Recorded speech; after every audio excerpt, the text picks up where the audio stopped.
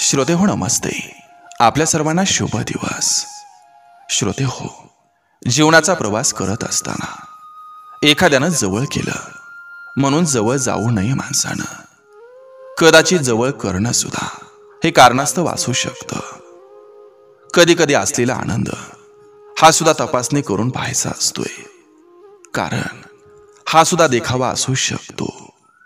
श्रोते हो, जगात बरेच फक्त गोड बोलण्याला फसत असतात आणि वेळ गेली की तेच रडत असतात.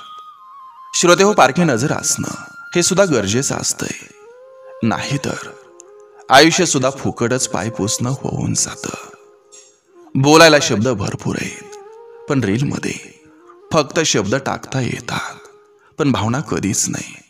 श्रोते हो, आयुष्याचा प्रवास करत असताना माणसानं समजून जगावं. नक्की विचार करा.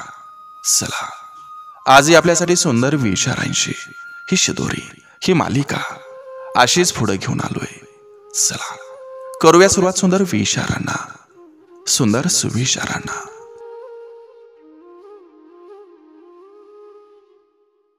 कोणत्याही घेतलेल्या निर्णयाची काही वर्षानंतर एकतर त्याची फळं खायला मिळतात किंवा त्याची फळं भोगावी लागतात. त्यामुळं विचारपूर्वक निर्णय घ्या. कडुलिंबाच्या पानात गोडवा नाही पण गुणकार आहे. साखरेत गोडवा आहे पण नंतर त्याची परिणिती त्रासात आहे. भोगून आलेलं प्रत्येक सुख हे सरते शेवटी दुःखातच रूपांतरित होतं.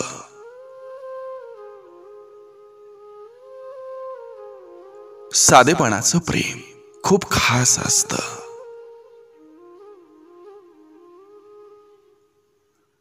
सगळ्यांनी साथ सोडल्यावर माणसं कळतात. पावसात गरमागरम चहा प्यायलो तेव्हा आयुष्याची मजा कळते. पैसा नसताना वेगळी किंमत आणि पैसा असताना वेगळी किंमत, तेव्हा माणूस म्हणून जगण्याची खरी गंमत कळते.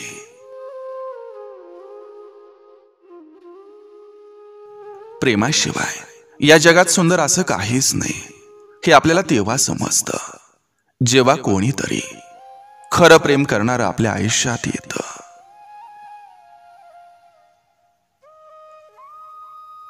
इतरांचा जास्त विचार न करणारा, अगदीच बिनधास्त बेफिकीर नसतो, तर इतरांचा विचार करून तो थकलेला असतो. आणि इतरांच्या विचारात जास्तही गुरफडायचं नसतं, हे त्यातून तो शिकलेला असतो. मित्र गरज म्हणून नाही तर सवय म्हणून सोडा, कारण गरज संपली जाते पण सवय कधी सुटत नाही. आपण प्रामाणिक असतो म्हणून काही लोकांना आपली किंमत नसते. डोळ्यातून अश्रू त्याच व्यक्तीसाठी येतात ज्या व्यक्तीला आपण स्वतःपेक्षा जास्त जीव लावलेला असतो. आपला हात हा योग्य हातात असेल तर कोणाच्या आधाराची गरज पडत नाही. एखाद्याचं नसण्यापेक्षा असून नसणं जास्त छळतं आणि तेव्हाच खरं त्याच्या नसण्यातील असणं कळतं. वेळ हे एकसारखे नाही राहत. जे इतरांना रडवतात त्यांनाही रडावं लागतं. एकमेकांशी फक्त ओढ असायला हवी. वेळ आणि वाट आपोआप मिळत जाते. सहज मिळून जाईल इतकं सोपं काहीच नसतं. जेव्हा वेळ येईल तेव्हा ते नक्की भेटतं, पण त्यावेळी ते विचार न करता स्वीकारता आलं पाहिजे. आयुष्य सुंदर आहे, ते आणखी सुंदर बनवणं हे आपल्याच हातात असतं.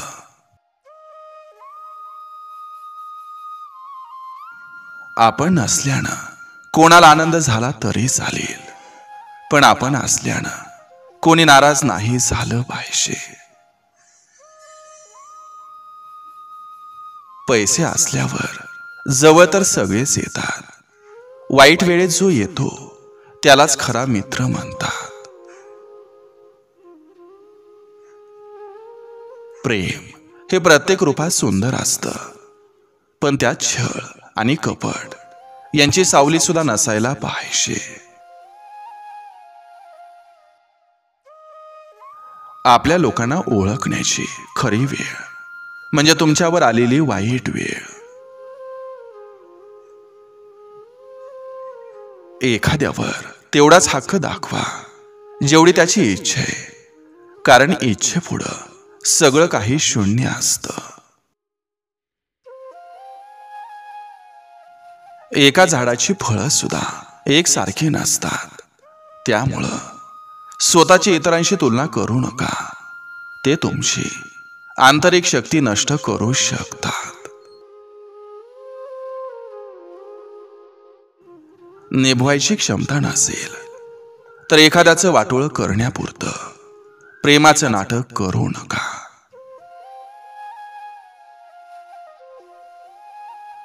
मोठं व्हायचंय आणि यशस्वी व्हायचंय तर अपमान गिळायला शिका.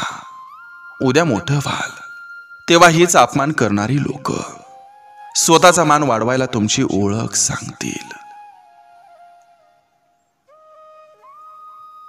ज्याच्याबद्दल नाना कल्पना करता येतात, विरंगुळा मिळवता येतो, असा एकच दिलासा म्हणजे उद्याचा दिवस.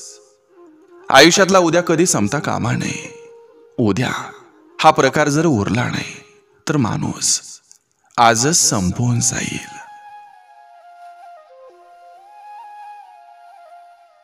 बाप हा शेवटी बाप असतो. ज्याला कळला त्याला तो निर्मळ मनाचा वाटतो, आणि ज्याला नाही कळला त्याला तो डोक्याला ताप वाटतो. शिक्षणाला वेळेवर जर सिरियसली घेतलं नाही तर आयुष्य प्रत्येक वेळी तुमची कॉमेडी करतं. जेव्हा घरचीच जबाबदारी ही खांद्यावर येते तेव्हा अंगातली मस्ती आपोआप कमी होते.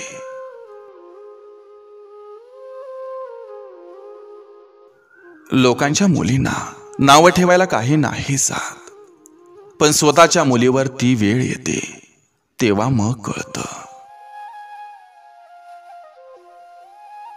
घरात तेव्हाच महाभारत चालू होतं, जेव्हा घरातील कर्ता सगळं कळत असून सुद्धा धृतराष्ट्रासारखा डोळ्याला पट्टी बांधण्याचं नाटक करतो.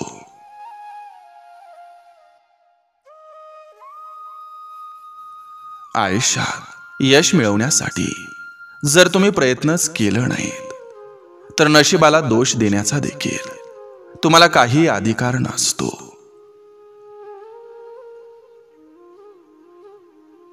सौंदर्यावर आणि पैशावर कधी घमंड करू नका, कारण आजारपण आणि गरिबी ही सांगून येत नसते.